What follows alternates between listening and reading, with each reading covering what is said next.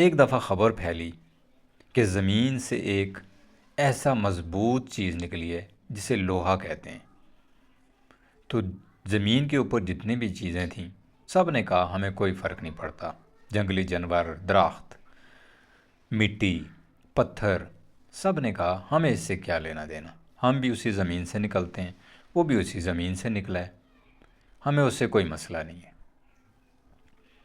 کچھ عرصے بعد دوبارہ خبر پھیلی کہ اس لوہے سے ایک کلاڑی جیسی چیز بنائی گئی ہے اور اس کا آگے سے اس کو تیز کر کے دھار بنائی گئی ہے۔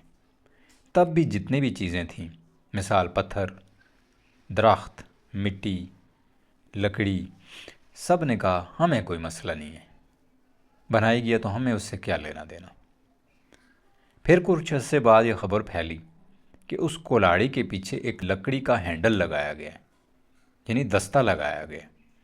تو پھر جتنے بھی درخت تھے وہ بھی پریشان ہو گئے، اور مٹی بھی پریشان ہو گئی، اور پتھر بھی پریشان ہو گئے۔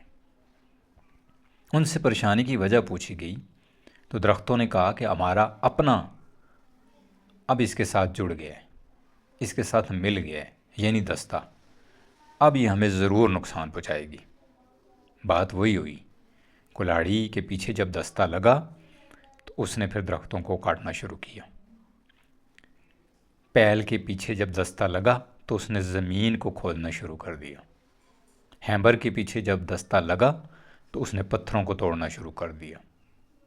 جب اس کے ساتھ لکڑی نہیں ملی تھی تب تک وہ کسی کا کوئی نقصان نہیں کر سکتا تھا۔ جب اس کے ساتھ لکڑی ملی، اس کا ہینڈل اس کو لگا، دستہ لگا، تو پھر اس نے تباہی اور فنائی مچانا شروع کر دی۔